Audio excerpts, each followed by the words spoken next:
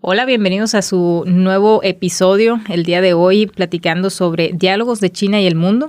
Nos presentamos los participantes de este proyecto. Luis Ávila, Jorge Galván, André Guerrero y su servidora Carolina Sayas. El día de hoy estaremos hablando de China y su relación con el mundo y bueno, particularmente abordaremos el tema de balance de poder entre China y Estados Unidos. Y bueno, en torno a ello va a girar la plática del día de hoy. Y por supuesto, en episodios posteriores, pues lo que se despliegue de nuestra charla el día de hoy, ¿no? Así que, sí. Pues creo que el punto central para abordar a la mayor cantidad de gente que podamos es primero conceptualizar, ¿no? Como mencionabas hace un rato, André. Y bueno, la primera pregunta aquí en este caso sería, ¿qué es el balance del poder? Uh-huh. O sea, ¿a qué se le considera un balance? Y cuando hablamos de poder, ¿a qué tipo de poder nos referimos? Uh-huh. Como para ir sentándonos en la idea de que hablaremos de esto el día de hoy, ¿no? Sí, gracias, Carolina. Bueno, este concepto del balance de poder global es clave para entender el comportamiento de los estados, ¿verdad? Es una manera de entender cómo se van a estar comportando en el escenario internacional.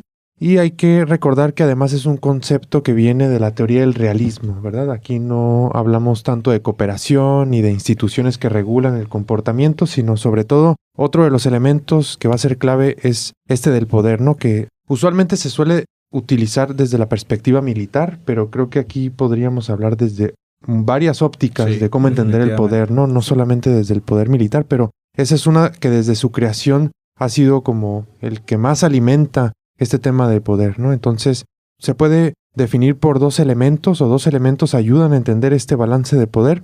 El primero es el poder militar, como decía, ¿no? Que los países van aumentando con respecto a cómo ven el escenario internacional. Van aumentando sobre todo se puede medir esto en cuánto dinero, que Jorge hoy nos trae varias estadísticas, varios datos de cuánto dinero están invirtiendo los países, Estados Unidos, China, en términos militares, pero después, si los países no tienen tanto dinero para destinar al tema militar, lo que usualmente hacen es alianzas, ¿verdad? Las alianzas ayudan a hacer entonces este equilibrio de poder. Cuando hay un país muy poderoso, bueno, otros se pueden unir y así pueden ir equilibrando. Entonces, pues hay todo un contexto del cual venimos que también sería interesante comentarlo, ¿no? Especialmente de la Segunda Guerra Mundial, cómo los poderes han ido cambiando, pero yo ahí dejo Entonces, idea, recapitulando, ¿no? Tendríamos dos grandes vertientes, el poder militar y la inversión en él, uh-huh, ¿verdad? Así por es. Una parte, uh-huh, y por otra parte las alianzas que podemos hacer en caso de no contar con los recursos, a lo mejor a la par de los países más poderosos, ¿no? Así ¿Con quién me voy a aliar en ese sentido? Y bueno, el día de hoy abordaremos particularmente el caso China-Estados Unidos. Así es. Sí. Definitivamente esta claridad que nos acaba de dar André con la conceptualización nos marca mucho el rumbo por donde nosotros vamos a encontrar a estos balances de poder en el planeta. Y en la actualidad, pues es indispensable analizarlo desde la óptica de esta relación China-Estados Unidos, ¿no? Sí. Aquí yo cito una frase que cuando la escuché por parte de Antonio Guterres, el secretario general de la ONU, si la memoria no me falla, en el 2020, ahí tú ya te das cuenta cómo la organización más importante, ¿verdad?, de países en el planeta, de la Segunda Guerra Mundial para acá, que es la propia ONU, percibe esto que está sucediendo, ¿no? Y dice que las tensiones geopolíticas están en el máximo nivel de lo que va del siglo XXI y la turbulencia sigue escalando. Entonces nos damos cuenta cómo precisamente el apartado militar juega un rol fundamental en esta intención de balancear el poder y de también competir como superpotencias que son ambas naciones para pues ganar adeptos y crear alianzas, ¿no? Las hemos estado observando, el tema del AUKUS, por ejemplo, en el caso del Estados Unidos, el Reino Unido y Australia, por ejemplo, y las alianzas que por otro lado China está promoviendo con el G2 del que ya hemos platicado entre Rusia y China, el acercamiento que han tenido con naciones como Irán, por ejemplo, en este acuerdo que pactaron hace algunos meses, donde hay una relación muy interesante y una participación fundamental de China en esta, diría yo, ausencia de Estados Unidos del Medio Oriente. China está colocándose, ¿verdad?, ahorita liderando, por ejemplo, el tema de Afganistán, ¿no? Entonces, hay cuestiones muy interesantes al respecto. Andrei, China, ahorita que ya lo estamos comentando, juega un papel pues importante, ¿no? Relevante ahorita en este momento. Pero ¿desde cuándo China pues cobra esta importancia? Sí, ¿no? tiene esta importancia y se convierte en un contrapeso, ¿no? Que es lo que estamos viendo aquí contra pues, la potencia que se encuentra en este momento, Estados Unidos. Pero ¿desde cuándo podemos hablar de que China ya entra como un actor aquí en este balance? A mí me parece que desde que inicia este siglo se nota cómo los tecnócratas chinos que tuvieron el poder después de Deng Xiaoping deciden comenzar a internacionalizar la estrategia china. Me parece que ese momento es clave con la salida de más corporaciones chinas, por ejemplo, ¿no? Con los bancos que se comienzan a internacionalizar. Me parece que ahí ya comienza a haber un punto de inflexión en el sentido de que la estrategia cambia, ¿no? Ya el desarrollo no es tanto hacia adentro, sino tratan de internacionalizarlo. Y con el presidente actual Xi Jinping, para mí ya queda clarísimo, claro, ¿no? muy Cómo evidente. Las instituciones que ese presidente ha impulsado, pues sí marcan ya un equilibrio en términos de lo que comentábamos también en el episodio pasado, ¿no? De cómo estas instituciones se vuelven una alternativa para la globalización, pues algunos dicen, como el doctor Enrique Dussel Peters, globalización con características chinas. Entonces, yo diría, a inicios de este siglo y más especialmente con el presidente chino actual, Xi Jinping, a partir de 2013, por ahí cuando lanza la iniciativa, me parece un punto clave también. Entonces, para como poner en contexto histórico aquí, Uh-huh. Es la URSS un contrapeso inicial hacia Estados Unidos. Sí, Claro. Cae la URSS y queda vacío ese espacio. ¿Qué es lo que ustedes ven ahí? Pues Sí. el poder hegemónico de Estados Unidos durante un No hubo periodo un de tiempo contrapeso grande. después ¿no? de la URSS. No. Incluso en algún momento en el apartado económico, comercial y financiero se pensó que la Unión Europea podía Uh-huh. Representar ser ese contrapeso, pero nos dimos cuenta que no. Yo coincido con Andrei que es a partir del siglo XXI donde Estados Unidos, ¿verdad? En el rol protagónico del planeta, observa cómo la emergencia de una superpotencia como China empieza precisamente a balancear ese poder, ¿no? Que es el título de hoy. Y hemos visto cómo el progreso es impresionante los últimos, sobre todo 15 años para acá, ¿no? Uh-huh. Yo quiero retomar el apartado que mencionó Andrei cuando habla de la cuestión militar y que pongamos en perspectiva lo que ha venido sucediendo en Estados Unidos los últimos años fiscales, donde se observan ya recortes presupuestales al apartado del gasto militar. Algo que es muy raro de ver en la planeación financiera del gobierno estadounidense. Y por otro lado, tú observas cómo la inversión o el gasto militar chino les ha dado un avance impresionante, ¿no? Hablamos, por ejemplo, de el crecimiento que se ha dado en la capacidad marítima y aérea de China con su ejército popular, ¿verdad?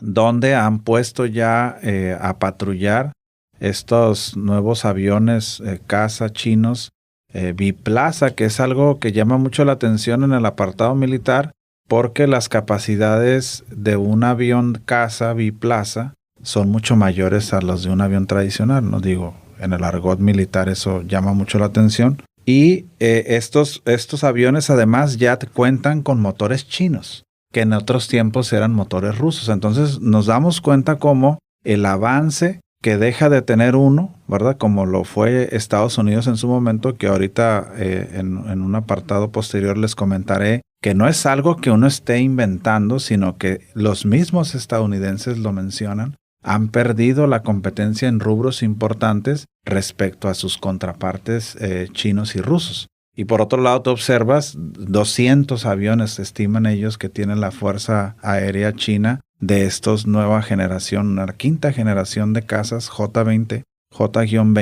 que hasta la propia Fuerza Aérea estadounidense está sorprendida, ¿no? Y están ya patrullando, sobre todo en el estrecho de Taiwán, que es donde se encuentra ahí concentrada gran parte de la atención hoy en día de China con sus vecinos, ¿no?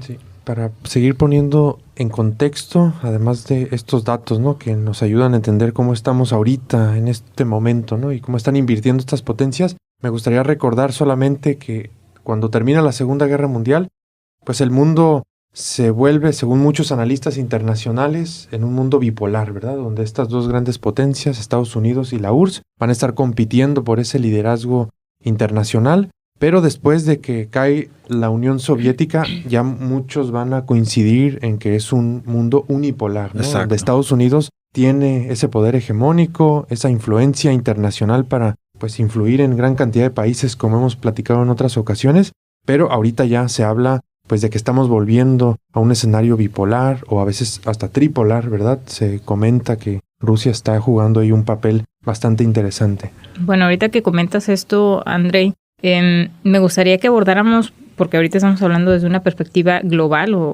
sí, global creo es la palabra que lo describe mejor, que abordemos los escenarios más bien regionales. Pero antes de ello, me gustaría que me repitan, por favor, dónde nos pueden encontrar a través de redes sociales para que sigan nuestro podcast y el demás contenido que se genera en el Centro de Estudios China Baja California, ¿no? Sí, estamos entonces en Twitter, en LinkedIn, en Facebook, en Instagram y también en Weibo, una red social china. Nos pueden encontrar como @SecBCUABC. Así es, por ahí pueden seguir nuestros contenidos que tenemos. Pregunten ahí. Sí. Sugieran temas. Yo creo siempre estamos ahí atentos, ¿no? Contestando y interactuamos pues, bastante. hemos tenido con la una comunidad. buena recepción, ¿no? Con este podcast. Sí. Así que ahora es su parte, ¿no? También hagan preguntas, participen ahí. Que O sea por qué algo no guiar los interactivo. temas de los que les Sugieran gustaría temas, claro. Así es, hablar, propongan un tema y con gusto lo hablamos aquí. Así es, y bueno, ahora retomando el tema de los escenarios regionales, sabemos que hay un liderazgo, ¿verdad? A nivel regional, siempre hay países que se posicionan a nivel regional, pero ¿cuál es el papel que juegan estos líderes regionales con el líder ahora hegemónico a nivel global? ¿Cómo sería esa relación? Yo creo que es importante y tocas un tema fundamental para la actualidad, Carolina, porque precisamente se está hablando mucho, incluso declaraciones importantes como el CEO de BlackRock, ¿no?, que acaba de publicar una carta donde mencionan el fin de la globalización. Ya hemos hablado en otras ocasiones de la visión y postura del Deutsche Bank, una institución financiera de renombre que también habla del fin de la era de la globalización. Y precisamente la transición de esto es una regionalización. Entonces, ahorita estamos observando cómo regiones importantes en otros tiempos tal vez que han perdido cierta relevancia, como puede ser el propio Mercosur, ¿no?, en el continente americano, en la región del sur de Asia, o Europa del Este, en el contexto ruso, van cobrando cada vez más notoriedad y van tratando de cubrir esos huecos, yo insisto mucho en ello, que por la estrategia de encierro que adoptó Donald Trump, ¿verdad? Yo creo que fue fundamental lo que sucedió en esos 4 años para Estados Unidos, porque empiezan a descartar la participación del líder en un montón de acuerdos y de tratados, ¿no?, comerciales, medioambientales, en aras de encerrarse y, según la filosofía de este señor, pues era fortalecerse desde el interior para posteriormente seguir liderando el mundo. Esos espacios, esos huecos de poder los han ido cubriendo otros países y China es una pieza fundamental en ello. Entonces, ¿estaríamos transitando de una globalización a una glocalización? ¿Algo así? O a una regionalización, diría más bien yo, donde los países van ganando terreno, incluso en el apartado financiero. Acordémonos que la globalización, una de sus principales banderas ha sido el tema financiero, ¿no? Una globalización financierista muy abierta, pero que ahorita con las iniciativas que hay de la puesta en circulación, por ejemplo, de las monedas virtuales como la que se está proponiendo a través de un aspirante a la presidencia de Brasil como Lula da Silva, el yuan chino, que es el ejercicio más avanzado que hay en términos de monedas digitales en el mundo, dan como resultado que esta globalización financierista vaya regionalizándose, ¿no? Sí, yo quisiera también agregar a esto, bueno, que sí, por ejemplo, tomando el caso de América Latina, nuestra región más cercana, con la que compartimos seguramente la mayoría de quienes nos escuchan características, historia, cultura, etcétera, pues que aquí hay dos gigantes al interior, que es Brasil y México, ¿no? Por ejemplo, en donde se puede notar en distintas medidas, que si comercio, que si inversiones, etcétera, como siempre estos dos gigantes van a salir como adelante o van a estar más avanzados que los demás, que el resto de los países de América Latina. Pero, o sea, todavía veo una enorme dependencia hacia Estados Unidos. China se ha acercado, ¿no? Ha encontrado estos huecos, ha sabido aprovechar muy bien estos huecos que ha dejado Estados Unidos, pero todavía percibo una enorme dependencia hacia Estados Unidos y eso influye mucho y eso, o sea, al final del día lo que yo veo es que por más fuerza que tengan estos dos líderes que menciono latinoamericanos, pues todavía están dependientes de o es una o es otra potencia y al final del día estas regiones o subregiones que hay en el mundo, pues me parece que lamentablemente no van a dejar de ser esos tableros de ajedrez o de Wei Chi en el caso chino, en donde van a estar cada uno pues haciendo su estrategia para tener influencia, para tener aliados en el largo plazo. Entonces, pues lamentablemente yo creo que ese seguirá siendo el escenario para estas regiones en el mundo menores, ¿no? Pero ahí yo quisiera recalcar y a lo mejor caemos en esto que tú acabas de mencionar, y es que precisamente en América Latina el detalle es Estados Unidos, ¿no? Sí. Tanto para Brasil como para México, más para México diría yo, un poco más siempre para México que para Brasil, y pues ahí está el tope. Digamos, ese es mi tope, no puedo pasar ni siquiera para con China, para empezar por el tratado que tenemos con Estados Unidos y Canadá, ¿no? Sí. Entonces, ¿sabes si estás con China o estás conmigo, no? De Latinoamérica no tenemos claro, ¿verdad? Un contrapeso mundial. Es prácticamente imposible, ¿no? Así es. Ni México ni Brasil tienen como la posición, ¿no? Para hacer ese contrapeso, pero la pregunta ¿y en otras es, regiones? China, ¿ustedes creen que ya es un contrapeso o qué le falta? Aquí les pongo una referencia me acuerdo en una clase de economía, un maestro chino que él me decía que China todavía no era un contrapeso y que iba en ese camino, ¿no? Que él me platicaba de que un país que tiene una marca de automóviles reconocida es un país que va bien. O sea, claro. Pero yo agregaría pues la industria aeroespacial también. Sí, recientemente pues la farmacéutica con esto del COVID, la tecnología. ¿Qué más? Año fue ¿Qué le faltaría? Eso fue en 2011, ya hace bastante tiempo. Pero hasta el momento, ¿ustedes qué creen que le faltaría a China para posicionarse o si ya la ven como un contrapeso? Miren, yo definitivamente estoy convencido de que es un contrapeso y que se está convirtiendo en un líder en esa región. Incluso llama mucho la atención, a pesar de las tensiones que han tenido históricamente, pues la relación que por lo menos los meses recientes tienen con sus homólogos indios, ¿no? Miren, aquí una de las unidades de seguridad nacional de Estados Unidos, el National Cyber Security Center, que pues encabeza parte de este ejercicio obsesionado de Estados Unidos, ¿no? Ya saben que mantienen como 16 organismos que se dedican a esto de la seguridad. Ellos hablan de cómo, de los temas en los que ven ya que China y Rusia los han rebasado o están ahí en una competencia importante, ¿no? Ellos reconocen 5 y yo sumé un sexto más. Inteligencia artificial, computación cuántica, la bioeconomía y las biociencias, los semiconductores y los sistemas autónomos. Esos 5 son los grandes temas, son a lo que ellos llaman las tecnologías cruciales, en donde, según este centro, de no invertir lo suficiente, Estados Unidos se va a seguir rezagando o va a perder el liderazgo que tienen actualmente en esto, que algunos son muy cuestionables, ¿no? Y yo le sumaría un sexto que va precisamente en el sentido militar, que son los misiles hipersónicos, donde la carrera la tienen perdida los estadounidenses, tan es así que el propio, uno de los generales más importantes del Pentágono, que es este señor Trudy Rubin, reconoció que traen un desfase más o menos de 10 años en comparación a lo que Rusia mantiene, ¿no? De ahí, pues, el rol que ahorita Putin está asumiendo al respecto. Entonces, yo creo que definitivamente China es un contrapeso en la actualidad. Si pudiéramos hacer un análisis de estos 5 o 6 aspectos, vemos que ya hay un liderazgo en ese país.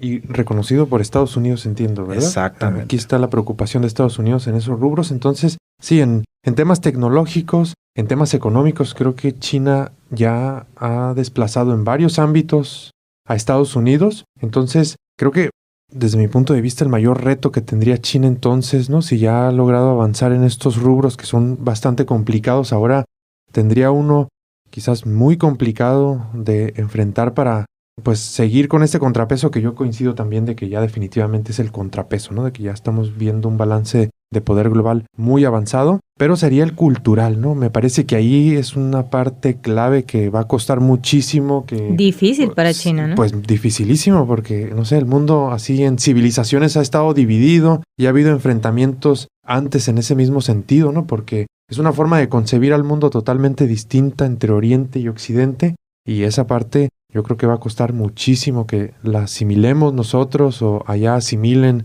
estas otras formas de ver quizá la llegar vida. a un punto medio, ¿no? En que ellos se asimilen un poco a Occidente y nosotros a ellos también. Pues sí, sería ideal. Entonces, Luis, yo quisiera preguntarte, ¿no? Ahorita que dabas ese dato que fue hace una década. Ya, ¿no? ya hace bastante O sea, tiempo, las sí. empresas chinas, las marcas chinas han avanzado. Aquí ya tenemos algunas marcas chinas de vehículos. 3 en particular. No son tan visibles como otras, las japonesas, las coreanas, pero ¿tú qué percibes, Luis, entre tus colegas, excompañeros, exprofesores?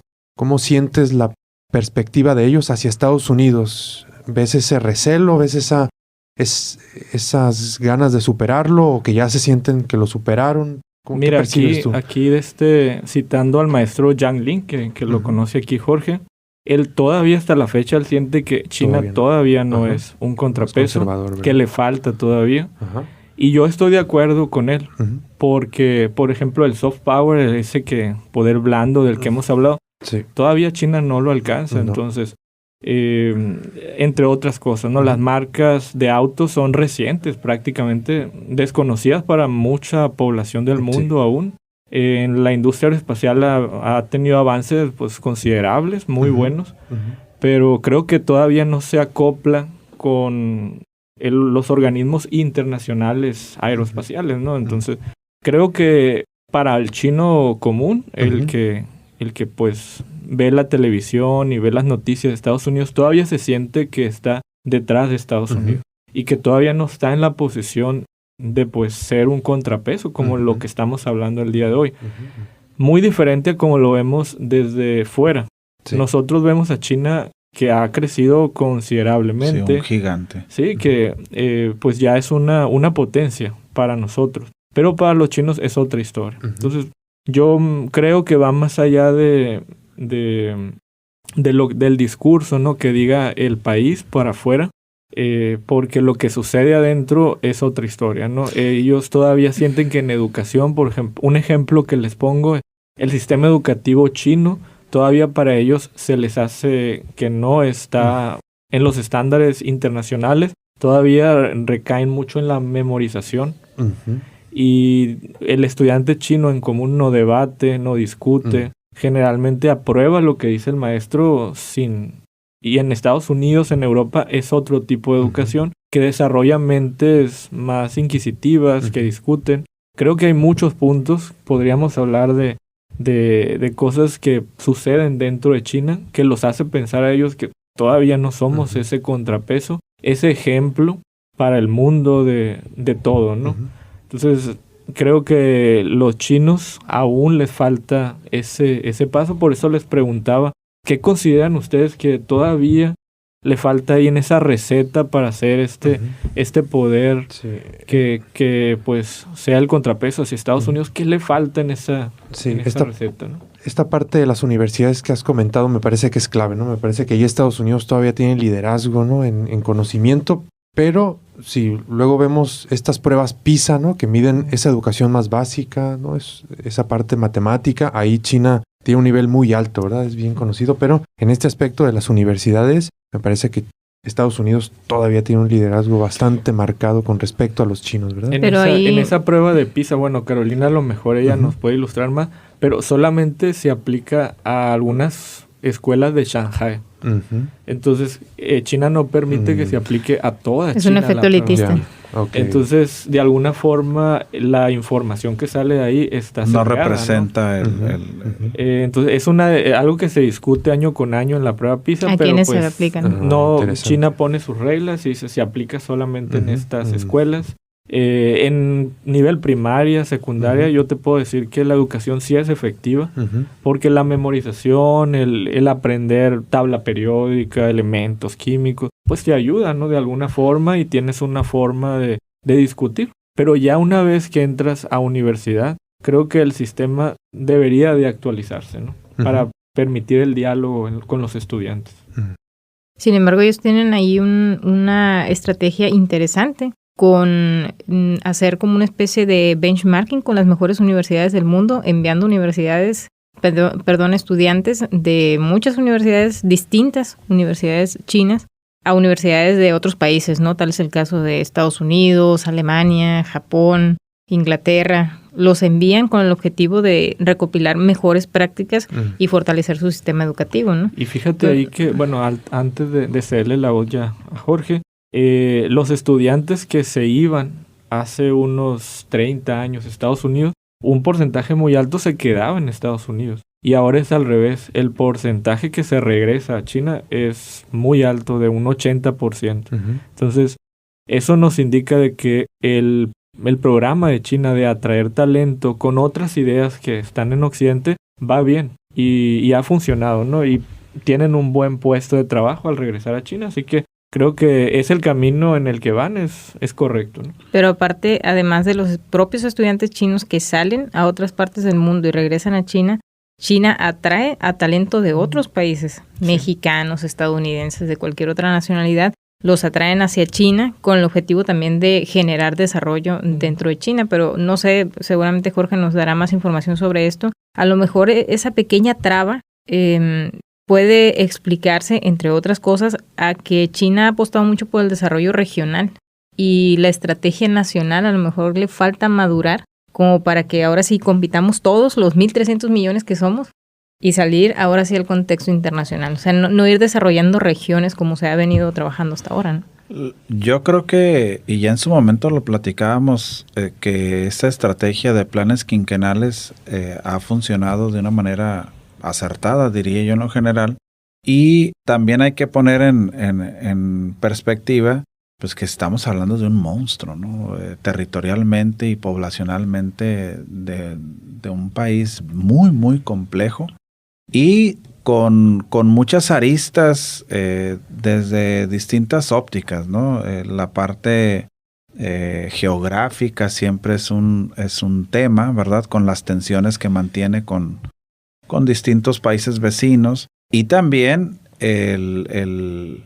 diríamos, las políticas nada amigables de las instituciones que monopolizan muchos de los grandes temas del mundo, lideradas por Estados Unidos.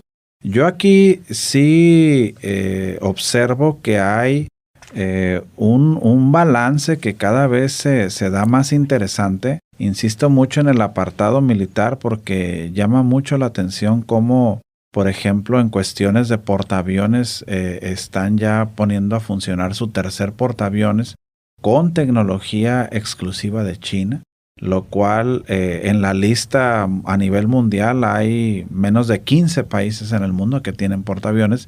Eso nada más muestra cómo, si bien es cierto, a lo mejor culturalmente sería el reto más complicado para poder pensar en que China tendría un rol similar al de Estados Unidos. Yo creo que en los otros ámbitos, en el tecnológico, en el científico, en el militar, en el económico y financiero, que son claves, ¿no? son fundamentales y se han ido posicionando. Tan es así que al interior de Estados Unidos hay un discurso de preocupación.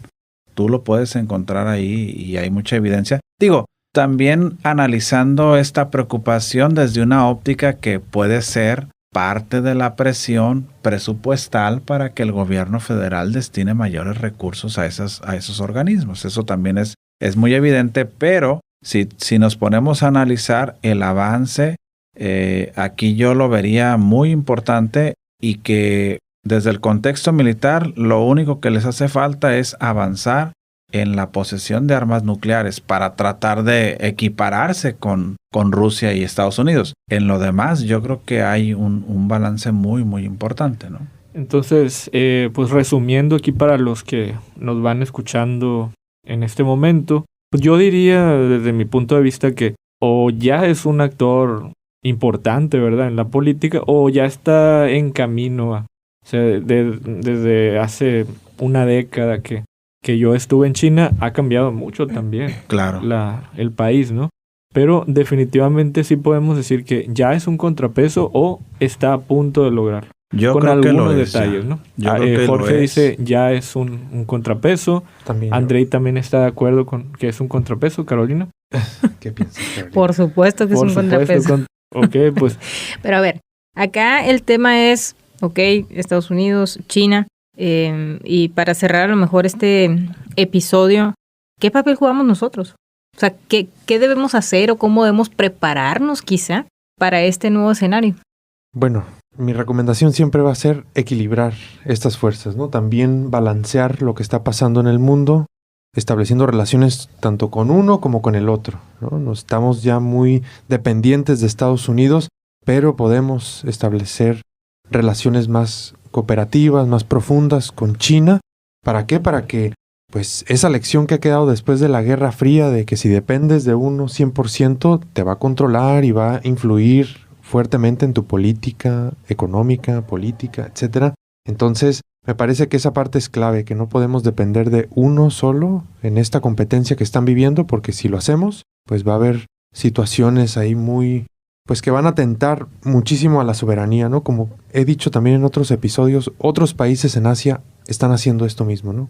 Corea del Sur, Japón, es un ejemplo de ello, ¿no? Están geográficamente muy cerca del gigante chino, pero su modelo económico, su dependencia, su influencia viene de Estados Unidos. Sí, aunque ahí la separación de estas dos naciones ya trae bastantes décadas, ¿no? Uh-huh. O sea, si hablamos del caso de Japón, vamos a encontrar cómo justo a partir de que finaliza la Segunda Guerra Mundial y prácticamente los destruye Estados Unidos, se vuelven un aliado de ellos, sometidos a la conveniencia del propio gobierno estadounidense. Y el caso de Corea, unos años después, con la Guerra de las Coreas, también vamos a encontrar cómo Estados Unidos lidera mucho de lo que fue en su momento el resurgimiento de esta nación de Corea del Sur como una potencia regional y mundial.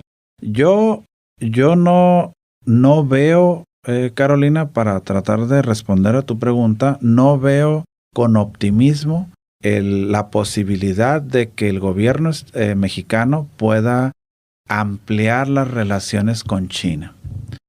Y este gobierno actual de Andrés Manuel ha sido una clara evidencia, y si de lograr una continuidad en términos de relaciones exteriores de México, con la posibilidad de que un Marcelo Ebrard, por ejemplo, llegara a ser presidente del país, observo que estamos bastante acotados en nuestras posibilidades de poder tener más relación con China. Yo, desde mi punto de vista, yo desearía eso. ¿Por qué? Porque soy de la idea de Andrei, que entre más balanceado y diversificado puedas tener tus relaciones, empezando por las comerciales, mejor te va.